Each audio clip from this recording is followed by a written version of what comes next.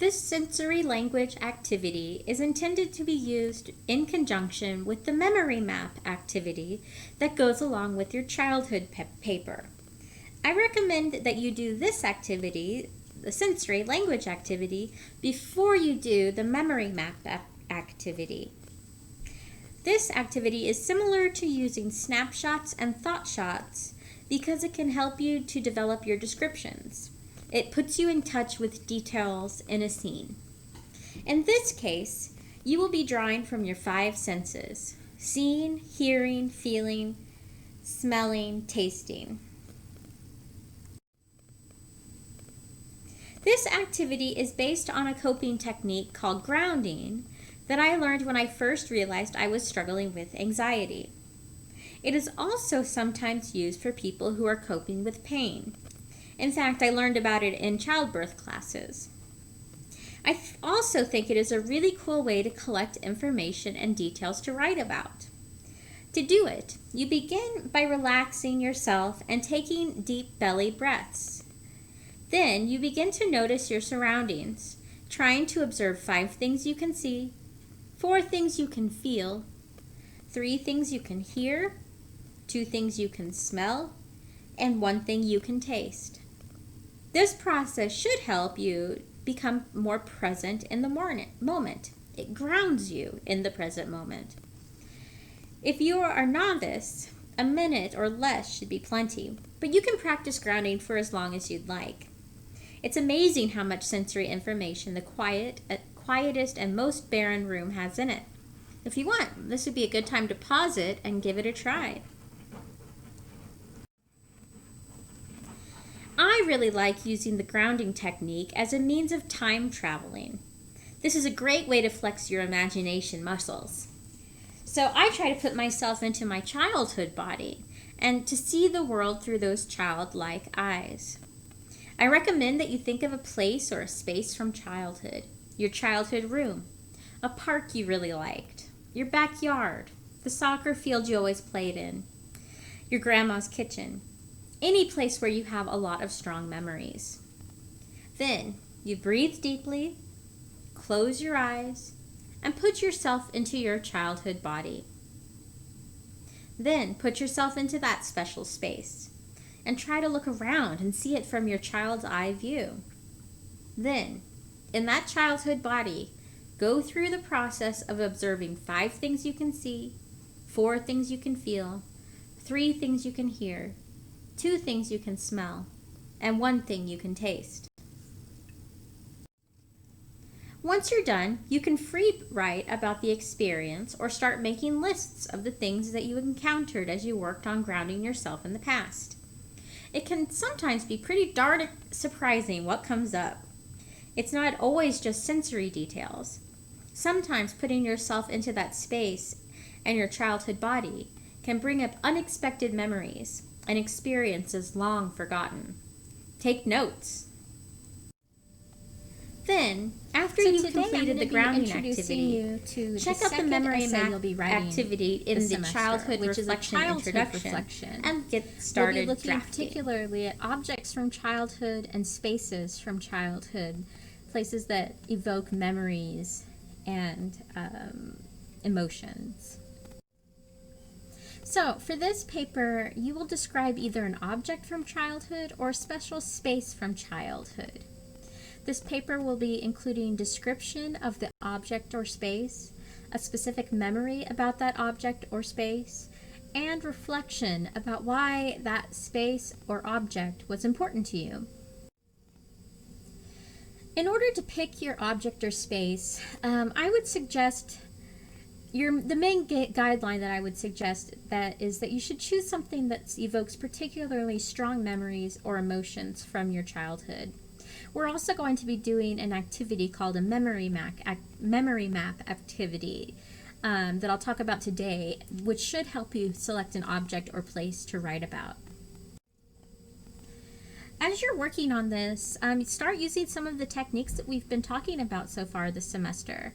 Focus on showing instead of telling, especially using those snapshots that we talked about last week. Zoom in on those details. Zoom out to show the whole expanse. Try to write your paper as though you're a director making a movie. Also use sensory language that engages the five senses. You also can use comparisons like metaphors and analogies. And as always, dialogue and thought shots are also on the table. Formatting and logistics, it's the same way it's going to be every week. Your paper should be a 1 to 2 pages, 12-point font, double-spaced, always with a title. Don't just say childhood reflection. Come up with something interesting and exciting. This paper will be due on Sunday, September 6th on Moodle by 11:59 p.m., like every week. Don't forget to take a look at the examples that I have filed under the document and course documents. These are all the titles of the essays that you can look at there. Let's take a look at an example that I wrote last year. This is just half of one that I wrote.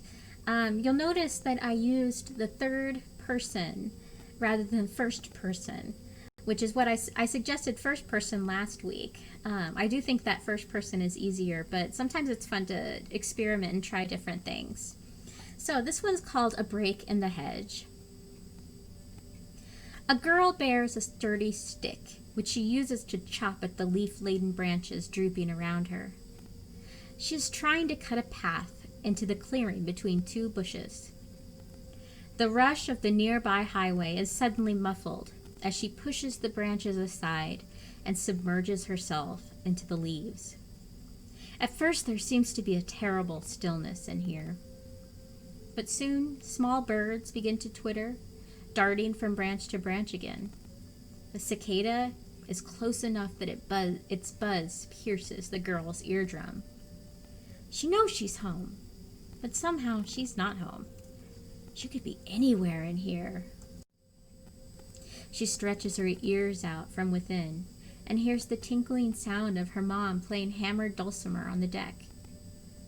The mom is giving the girl space, but she's still sitting there, watching, the way moms do. The girl wishes her away. Moms don't belong here in the jungle. The girl uses her finger gun to shoot at a butterfly as it awkwardly bobs through. A mosquito lands on her arm and she slaps it nonchalantly. There's blood on her hand, and she wipes it on her cut-off jeans, leaving a rusty stain behind. She's a cowboy, so she doesn't care. A welt begins to rise on her arm. A war wound. She wasn't fast enough, but she still got the little sucker. Payback. So there's a little image that I drew that I showed you in the introduction to. I find it really helpful sometimes to do some drawing to help me when I'm having trouble coming up with ideas.